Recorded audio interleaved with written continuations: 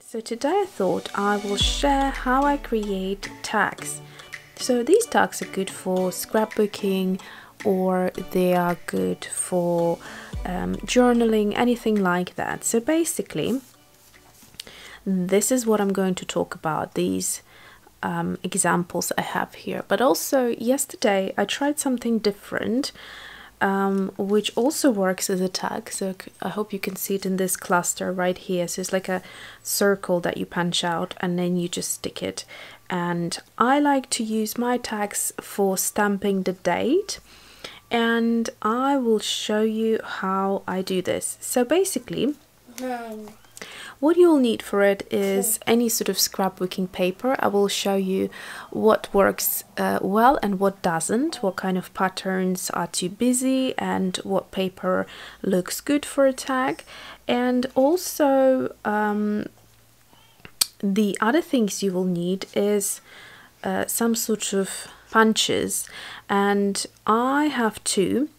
I was considering to buy a real tag punch, but then I thought I can actually use my corner punch by Fiskars, and that way I actually have three different ways of cutting the corners right here. So I will explain what I mean by that in a second as well. So let's start. The other thing I have as the third type of a tag is just a very simple kind of like a sharp corner, 90-degree corner tag. However, I do jazz it up a little bit by creating this distressed finish, which I will also explain how I do. So first of all, let's talk about paper. So you'll see that in both of these examples I have a patterned paper, so it's not just a kind of plain paper. You can have a bit of pattern, but you have to make sure that the patterns are not too busy, as well as the color kind of correlates with the layout that you're doing. So originally I actually punched out this little tag to use on this page, which I thought worked quite well because of the colors. There are these colors in the layout. However, on a second thought, I felt like it was a little bit too much, and so this one worked perfectly because it was the exact match of this color right next to it, and the lines were a little bit thinner as well, which worked really well with this palm kind of leaf right here. It also depends on how much attention to detail you want to pay in this sort of style, but that's how I like doing it, and so that's what I'm sharing today. So I've got a few examples here to show you what not to use. So for example, papers like this, when they are beautiful on their own and there is just way too much going on. So this one you can see I use for fussy cutting. Oops, I hope you can see. So I fussy cutted the paper, the flowers, and that worked really beautifully, but obviously for stamping date it would be too much. This would be too much just because there is too many colors and the dots are too small, so the date stamp would just get lost, and so on and so forth. So these are way too busy and too pretty for that kind of thing. This could have worked, for example, because it's just too tonal, it's not too bright, the colors are a little bit pastel, and so that could potentially work. Something like this could have worked, but not for my liking. So this definitely would have worked. Very pretty colors, especially this top part, which is lighter. This could have worked. It's not too busy. This obviously would not. Okay, so you get the idea, and let's look at something that would be more appropriate, or by that I mean would work better.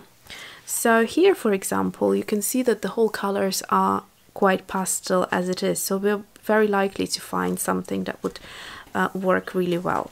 So to begin with, let's just have a flip through and I'll tell you what I would use. So I would use something like this area here, I wouldn't use obviously this darker areas. This is a nice area where you have two-dimensional colors. So for example, that could have actually worked quite well here because of the tulle or the fabric here, very similar, and then the flowers are very similar to that color, so you can see that would work really nicely. This could work because the crosses are very subtle. And then let's have a look. This would work perfectly. Some of this could potentially work depending what color you choose. This is the one I have used on this side, and I also cut it out in a different shape right here, so that's a perfect tag paper. I think the rest we already saw. This one would work well. This one, yeah. So that's the papers that would work really well. I quite like little polka dots and stripes. So for stripes is this paper that I used here, the Alizi Lucky Charm, and this sort of thing works well as well. You obviously can fussy cut the shapes out of it, but also use it. This is sort of like a gesso imitation, so is this on the background, but it works really well for a tag as well. Lines of any sort always work well. Distressed kind of look, that works really well as well. So most of this probably would be a bit busy, just because it's a little bit detailed, that these are horse prints, and they're slightly cream in the color. So all of these are too busy, so this is good. This potentially could work if you possibly type it in the middle of the anchor print. And let's see what else we've got here. This is the one that I used here, works really well as well. This would work really well, this as well, and things like that would work really well as well. So again, I think you get a good idea of what does and what doesn't, but like I said, this is my style. And then you have these scrapbooking papers. So this is a 6x6, and to be honest with you, now that I got into this sort of fashion scrapbooking journaling thing, I really am enjoying these small pads, and I think there is really no point for me buying these big ones anymore. I've got plenty to use up as it is right now, because I was buying some of the collections, but yeah, it's just a lot easier to work with these small ones anyway, on a smaller format. I don't use the 6x6. I try to do the scrapbooking, but it's just, I don't think it's quite my style. So anyway, so these are great for basically punching or fussy cutting, whichever you prefer, but punching obviously takes seconds, and it's a very perfect circle, and you can just do those and use them as well. So that's made it easy for you, because you have a different variety of colors, so you can match them to your layout. So this color would work perfectly here, or this there, and so on. So this color could also work here, for example.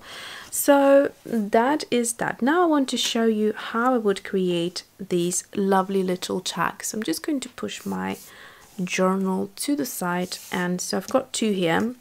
Let me show you how I do the circle. So I'm going to go ahead, and as a matter of fact, I don't need to use a whole circle.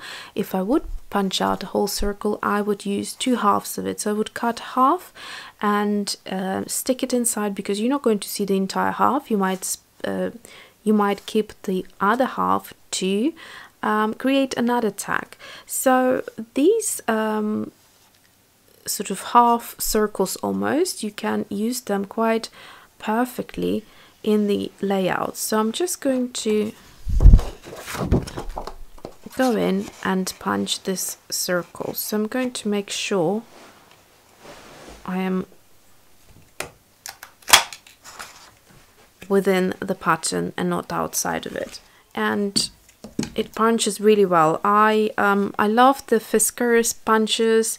They're really expensive compared to other ones, but I feel that they're made so well and the quality is so good, and they just feel really nice and heavy that for me it's worth it. So here is my circle. Now I would probably cut it a little bit further down. I will leave the information below because I need to look up what size this was. I don't remember anymore, but I bought both of my Fiskars punches on Amazon. Good old Amazon. What would we do without it? So so this is how I would use it. For example, I wouldn't want it to be too much outside just because I don't think it looks good, but quite sort of almost halfway in works quite well, as you can see, and then you just stamp your date in and you're done. So that is for the round tags. Now let's look at these tags, and I will start just with the simple distressed edge one. So I have a little piece of paper left from the previous layout which I used here, and it could potentially work. So let me just show you how I would do that. So for example, I would cut the width of it that I would want for the tag. So say for example, actually I'll go in half just so I can show you the other style as well. And then I'm going to cut off this tiered up piece. By the way, I haven't mentioned, but when you cut with the Tim Holtz, it gives you that sort of like a perforated edge. When you run your fingernail across, you can hear that.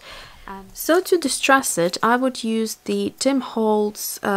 This is some sort of distress thing. You can use it on papers, or you can use it to cut like thread or something like that.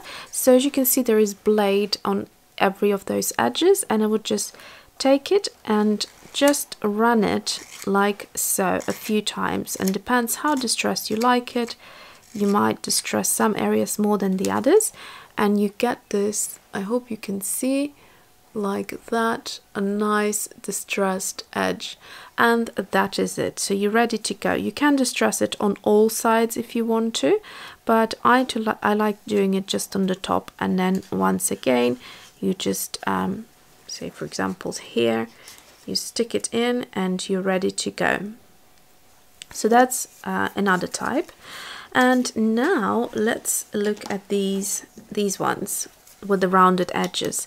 So like I said to you, you've got a variety of 3 different corners with this Fiskars corner punch, and that is great because you get 3 different styles with one punch basically.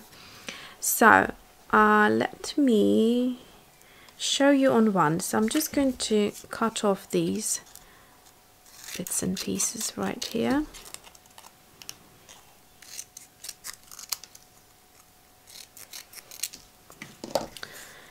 Okay, so I'm just trying to think. So I've got already, yeah, I've got 2 types here. So I'm just going to cut the 3rd type for you. So this one is this corner right here, so it's the sharpest corner, like that. The second one is this corner here, and then the third one is like a more rounded corner. So let's do that now. So I'm just going to twist it to the top, so you basically have got this little thing at the back, and you just turn it and you make sure that the punch you want to cut out is on top, so like that, because that's when you're going to slide in the corner of your paper, and then you can see it hopefully. And then I'm just going to make sure I'm holding it well so it cuts out it nice and perfectly, and then just like that. And then I'm going to do the other corner as well. Done.